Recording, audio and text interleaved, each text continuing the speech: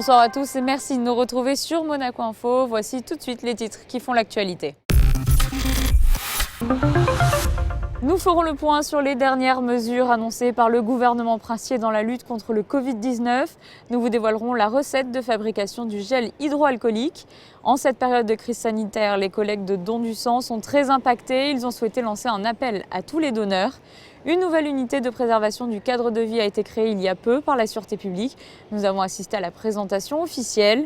Et en fin d'édition, nous parlerons rugby avec notre invité du week-end, Antoine Zegdar. Je vous en parlais en titre, nous ouvrons donc ce journal avec le point presse organisé au ministère d'État sur le Covid-19 et ce qui a été décidé en concertation avec le prince souverain. On écoute le ministre d'État à ce sujet. Dans la suite des annonces du président de la République française, on a estimé avec le souverain qu'il n'était pas possible de faire autrement, pour les raisons que vous connaissez, l'intégration notamment de nos écoles dans l'Académie de Nice. Donc à partir de lundi, les crèches, les écoles et l'Université de Monaco seront fermées. Autre annonce également, les rassemblements de plus de 100 personnes sont interdits. Voilà, l'idée, encore une fois, c'est une précaution sanitaire. L'idée est de ralentir la circulation de ce virus et donc d'éviter tout brassage de population. Donc le regroupement de population au-delà de 100 personnes est effectivement interdit. Des mesures d'accompagnement sont mises en place suite à la fermeture des écoles. Quelles sont-elles sur le plan éducatif par exemple pour que le travail scolaire se poursuive et concernant les parents, les mesures pour garder les enfants en bas âge tout en poursuivant leur activité professionnelle? Élément de réponse avec Sandrine Nègre. La fermeture des établissements scolaires a donc été prise afin de réduire la dissémination du virus, mais il ne s'agit pas de vacances pour les élèves de la principauté, car des mesures très concrètes ont été étudiées afin de permettre la poursuite de l'enseignement des premiers, second degrés et BTS du lycée Albert Ier. Dès lundi, il y a un dispositif qui va être mis en place pour s'assurer de la continuité pédagogique auprès des élèves qui resteront bien sûr chez eux, avec des enseignements qui se feront à distance par les outils numériques ou directement en récupérant les cours auprès des établissements scolaires. Donc il va y avoir une cellule d'information dans les établissements, dans chacun des établissements, de manière à ce que les parents puissent chaque matin, si c'est nécessaire, venir auprès de l'école, prendre des renseignements, récupérer des cours pour les enfants, mais bien sûr pour les enfants qui n'ont pas pu disposer de ces cours d'un point de vue numérique, ce qui devrait être à la marge. Si la date du lundi 16 mars a été choisie pour le début des fermetures des établissements scolaires, aucune date de réouverture n'a été annoncée puisque cela dépendra entièrement de l'évolution de la situation sanitaire. Didier Gamerdinger a également confirmé la fermeture des crèches si les parents font partie de services ou d'entités tels que le CHPG, la Sûreté publique, la compagnie des sapeurs-pompiers par exemple, et qu'ils sont dans l'incapacité de faire garder leurs enfants en bas âge. Des systèmes de garde en petites structures seront proposés. Vous l'aurez compris, les mesures impliquent enfants et parents. Le développement du télétravail est aussi une solution très largement évoquée. Une fois qu'on a dit ça, la question qui se pose, c'est comment on fait. Et comment on fait notamment pour aider les parents concernés qui doivent rester à leur domicile pour s'occuper de leurs enfants. Donc la décision qui a été retenue, un peu comme celle qu'annonçait le président de la République hier, c'est qu'un parent peut rester et s'il doit rester pour s'occuper de son enfant, il y aura maintien du salaire dans des conditions qui restent à déterminer. Ce sera très probablement 100% du salaire dans la fonction publique. Et puis on va se caler sur les mesures françaises pour le privé pour évidemment éviter tout effet d'aubaine. Il serait dommage que certains parents qui sont de chaque côté de la frontière puissent considérer qu'il vaut mieux ne pas travailler à Monaco parce qu'on est mieux payé quand on ne travaille pas que du côté français. Donc en concertation avec les autorités françaises, on est en train de caler l'ensemble de ces mesures. Et nous suivrons bien sûr l'évolution de ces mesures pour vous. Concernant les commerces, sachez que Jean Castellini rencontre les représentants des grandes enseignes vendredi soir. Jean Castellini qui a d'ailleurs présenté plusieurs mesures d'ordre économique comme celle-ci. La déclaration de la TVA doit être faite, mais son paiement pourra être reporté à 2 mois. Coronavirus toujours, une équipe de Monaco Info est partie à la rencontre d'une pharmacienne qui réalise ses propres solutions hydroalcooliques, comme beaucoup à Monaco. Quels sont les composants à ne pas oublier pour être sûr de bien lutter contre le virus? Le reportage de Sandrine Nègre. Vous faites très certainement partie des femmes, hommes, jeunes, moins jeunes, qui chaque jour se tournent vers leur gel hydroalcoolique. Un bon geste largement recommandé par les professionnels de santé. Plusieurs d'entre eux d'ailleurs fabriquent les leurs directement afin de pouvoir satisfaire une demande énorme en cette période, vous l'imaginez. C'est vrai qu'on avait des demandes. Les industriels n'arrivaient plus à nous fournir en fait les quantités demandées. Et c'est vrai qu'on a eu des moments où on était en rupture.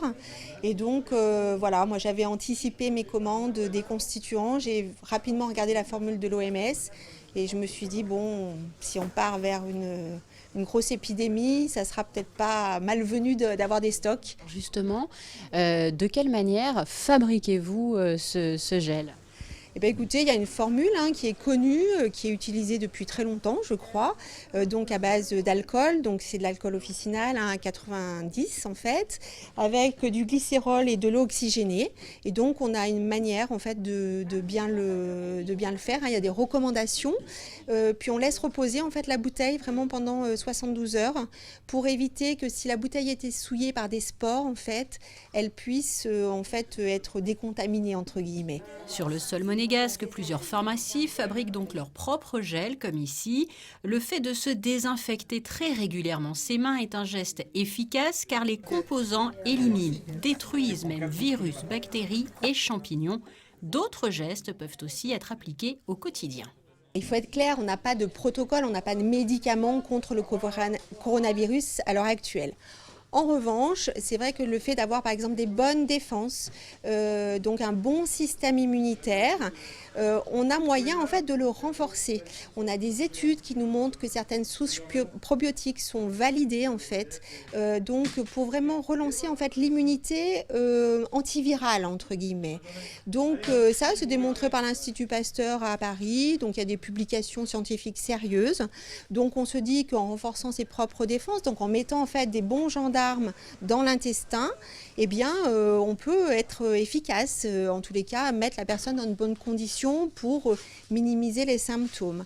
Nous avons aussi des plantes qui sont connues, avec des publications aussi, comme l'échinacée, la rhodiole, le ginseng, des champignons chinois, le shiitake, maitake. On aura d'ailleurs des publications chinoises puisque ça a été utilisé en Chine, pour aussi booster le système immunitaire. Et parmi les recommandations essentielles en cette période, n'oubliez pas la vitamine D qui permet au système immunitaire de bien fonctionner. Et en cette période de crise sanitaire, les collectes de dons du sang en ressentent malheureusement les répercussions. Les donneurs sont moins nombreux et pourtant la demande est toujours très importante. Les explications de Patricia Navarro. Bonjour. Le geste est fort. Le prince Albert II vient de se rendre auprès des personnels qui effectuent régulièrement des collectes de sang en principauté. Le souverain a tenu par sa présence à rappeler combien il était important de donner son sang, qui plus est en cette période de crise sanitaire.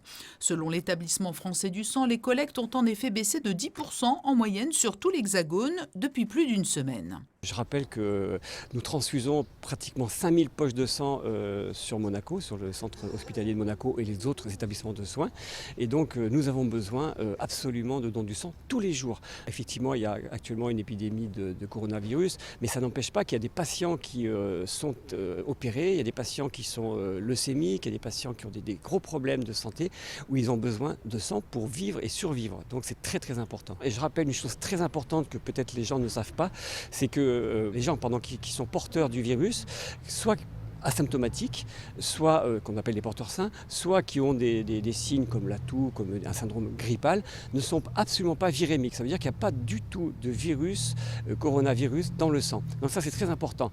On peut donner son sang, il n'y a aucun risque transfusionnel par rapport à ce virus-là. Donc ça c'est très très très important. Les gens se présentent. Bien sûr que s'ils ont un syndrome grippal, on va les contre-indiquer pendant un temps assez court, mais s'ils n'ont aucun symptôme, on les prend et il n'y a aucun risque transfusionnel. Et les besoins en sang sont effectivement quotidiens, il n'y a pas de période plus creuse que d'autres. Le don du sang est un geste citoyen qui peut sauver des vies. tout le monde peut donner son sang quand ils sont en bonne santé, qui pèsent plus de 50 kg, de 18 à la veille de son 71e anniversaire. Pour effectuer un don du sang, sachez qu'il est possible de se rendre dans le centre fixe de don du sang au centre hospitalier Princesse Grace les mardis de 8h à 14h et mercredis de 10h à 15h. L'unité mobile, quant à elle, que vous voyez sur ces images, se rend dans un quartier différent de Monaco les jeudis. Et le monde du sport est lui aussi impacté par cette pandémie. La Ligue professionnelle de football a annoncé aujourd'hui la suspension du championnat de Ligue 1 jusqu'à nouvel ordre. Ceci concerne donc l'AS Monaco. Les joueurs reprendront l'entraînement mercredi prochain, le temps d'évaluer la situation. Je vous propose d'écouter le vice-président Oleg Petrov en conférence de presse. Je ne dirais pas que nous sommes surpris de cette décision. C'était dans l'air depuis quelques jours et la rumeur était de plus en plus insistante. Nous nous attendions à ce que le championnat soit suspendu par la LFP. Je pense que c'est une décision logique compte tenu de la situation. Nous la respectons et nous l'acceptons.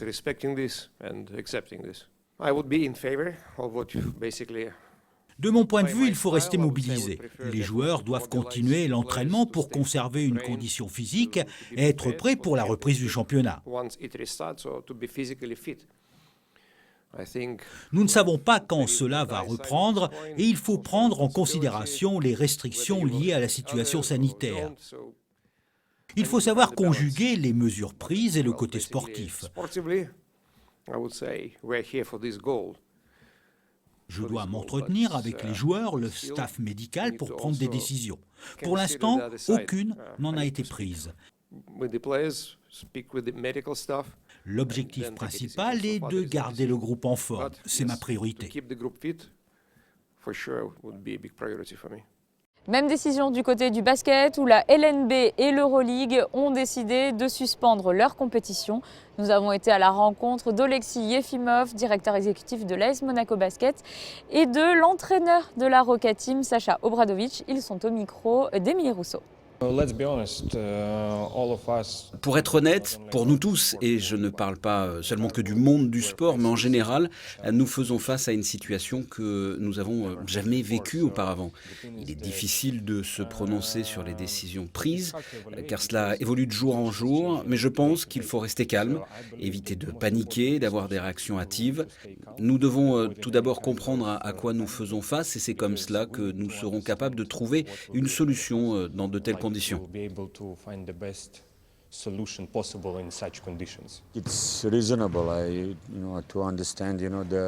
Je pense que c'est une décision raisonnable pour mieux comprendre la situation. Je ne suis pas un expert dans le domaine pour me prononcer sur cette pandémie. Il y a tellement de personnes contaminées, de décès dus au coronavirus, que c'est une sage décision. Après, évidemment, cela perturbe le calendrier sportif. Il y a eu aussi des situations discutables, avec certains matchs à huis clos, d'autres non, des déplacements faits pour rien. C'est un peu désordonné, donc c'était la décision la plus juste à prendre de suspendre la compétition, selon moi.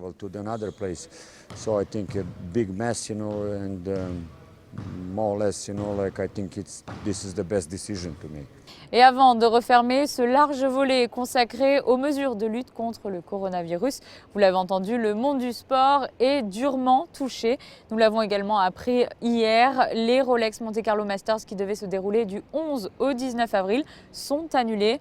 La Monaco Blue Initiative, en raison de l'annulation de nombreux participants, a pris également la décision d'annuler sa 11e édition.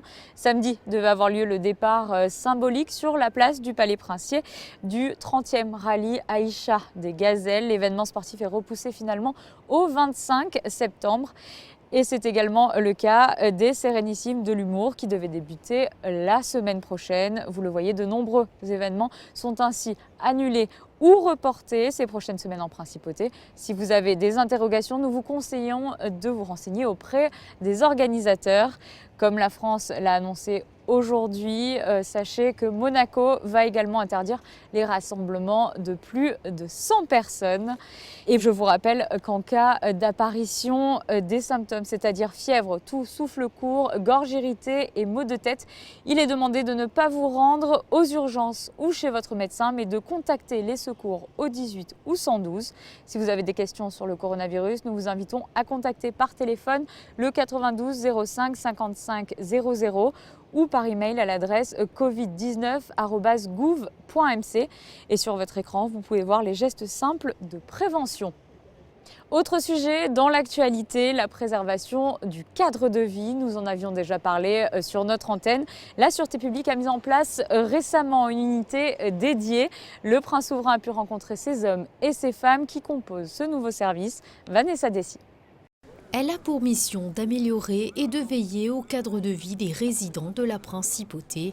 Équipée de vélos à assistance électrique, l'unité de préservation du cadre de vie s'attache à fluidifier la circulation et à lutter contre toute forme de nuisance sonore et d'incivilité. Ils ont un rôle pédagogique de formation et de développement de ce que j'appellerais le vivre ensemble.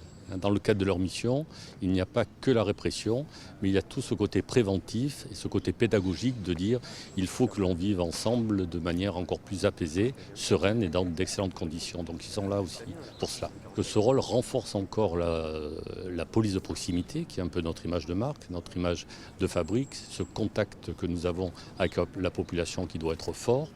Et leur rôle, c'est aussi donc d'être plus proche de la population pour leur expliquer leur mission et pourquoi on améliorera notre vie commune en respectant des règles de base. Mise en place depuis le 3 février dernier, le retour d'expérience donne lieu à un bilan très positif. Sur les premières semaines, on s'est rendu compte, donc nous déjà dans la fluidité du trafic, qu'il y avait une part importante liée par les piétons qui traversaient par exemple hors passage ou qui passaient sur le pictogramme rouge. Donc on les sensibilise pour que le flux de circulation ne soit pas interrompu et on essaye donc d'interagir à ce niveau. Concernant les petites incivilités, on en constate, donc on agit à ce niveau-là, toujours avec une prévention importante pour sensibiliser les gens et corriger les comportements dans un premier temps, mais on va dire que le rapport à la population pour l'instant est très bon et c'est très bien accueilli auprès des résidents en principauté. Composée de 7 hommes et 3 femmes aujourd'hui, l'unité de préservation du cadre de vie pourrait, pourquoi pas dans l'avenir, s'ouvrir à de nouveaux recrutements. Je vous propose de nous mettre au vert et de parler rugby avec ce jeune athlète prometteur, Antoine Zegdar. C'est notre invité du week-end. Entretien avec Frédéric Elian. Antoine Zegdar, bonjour. Bonjour. Merci d'être avec nous sur Monaco Info. Vous êtes un joueur de rugby à 15 à Oyonnax. C'est ça. International de Seven avec l'équipe de France et surtout originaire d'ici, de Exactement. Monaco. Déjà avec cet emploi du temps chargé, là, est-ce que vous avez le temps de revenir durant l'année ici? Est-ce que vous êtes content finalement de revenir un peu à la maison? Oui, je suis vraiment très content à chaque fois de pouvoir revenir sur Monaco. Donc, il m'arrive d'avoir des semaines de repos avec mon club ou aussi avec l'équipe de France A7 qui me laisse un peu de repos.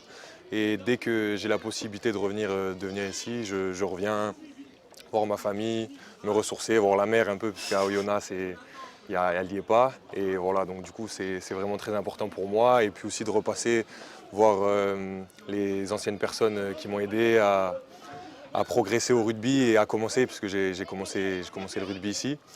Donc voilà, je suis très, très content de pouvoir revenir et ça me fait toujours plaisir. Vous avez gardé contact justement avec des personnes du club. Alors ce terrain, vous ne l'avez pas connu parce que c'est nouveau. Ouais, ça fait longtemps du coup que je suis parti, mais oui, j'ai commencé ici. Donc c'est un ami qui m'a emmené au rugby et ça m'a de suite plu. Et les personnes qui étaient ici étaient exceptionnelles et j'ai vraiment tout de suite accroché avec eux. Et voilà, du coup, c'est le club de Monaco qui m'a appris le rugby, a appris les valeurs. Et voilà, je remercie beaucoup ce club puisque je ne serais pas là sans eux, je ne serais pas là aujourd'hui. Et du coup, oui, voilà, moi je suis très content de pouvoir de rester en contact avec eux, donc même avec Nico Bonnet, avec Thierry Dantez ou Monsieur Nardi, ça se passe très bien, on reste en contact. Ils me soutiennent dans tout ce que je fais, ils m'envoient toujours un message à chaque fois. Et moi aussi, j'ai vu qu'ils faisaient un peu de set. Même le club et tout ça, j'essaye toujours d'envoyer un petit peu de soutien. Donc on a de très bonnes relations et je suis très content Quand vous voyez l'évolution du club justement qui s'est maintenant doté de ce terrain, qui a réussi à réunir l'école de rugby, les féminines, la Fédérale 3, tous ensemble, il y a eu un vrai palier de franchi, quoi. Exactement, puisque déjà en matière de structure, c'est beaucoup mieux que quand moi j'étais. Et ouais, voilà, c'est vraiment super de pouvoir, même les féminines qui font un bon début de championnat, ils sont bien partis, j'ai suivi un petit peu. Enfin, je suis toutes les équipes, même la Fédérale 3, c'est un peu compliqué, mais bon, ils sont plutôt bien aussi. J'étais allé voir quelques matchs l'année dernière. Donc non, c'est très plaisant de voir que le club évolue. Et donc voilà, je suis très content pour eux et j'espère que ça va continuer à ce rythme-là. Pour cibler sur vous, il y a donc eu les débuts ici, avant le passage à Toulon, c'est ça, ça a été le vrai début de votre carrière. Exactement, en fait, donc voilà, j'ai commencé ici, ensuite j'ai été repéré par Nice. Donc j'ai joué au Stade Niçois pendant 2 ans. Et durant ma 2e année, j'ai participé au pôle Espoir qui se trouvait à Hyères. Et bon, après, je voulais participer à un niveau un peu plus élevé. Du coup, j'ai dû partir à Toulon et j'étais très content. J'ai passé 5 années là-bas, super. J'ai été champion de France pendant mes 2 premières années. Ensuite, j'ai vraiment eu beaucoup de chance et j'ai bien évolué là-bas. Et voilà, j'étais très content de pouvoir être avec eux à Toulon aussi. Donc c'est cool. Comment vous avez découvert le 7 ? À quel moment vous êtes tourné vers cette discipline qui prend de plus en plus d'ampleur ? Il y a plein de joueurs à 15 qui se tournent aussi vers le 7. Alors en fait, le 7, c'est... En gros, dans les structures de Pôle Sport, comme c'est géré par la fédération, ils envoient parfois des joueurs à 7.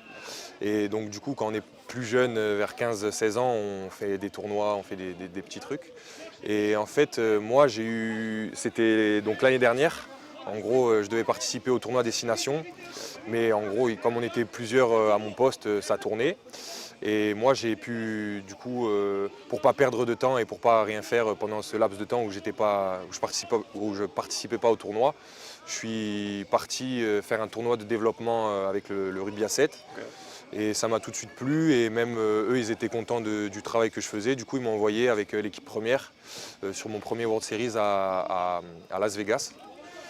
Et du coup, ça s'est bien passé. Ils m'ont rappelé et depuis, je suis à fond avec eux. Et voilà, j'ai un objectif avec eux, c'est de pouvoir participer aux JO si on se qualifie à la fin de l'année.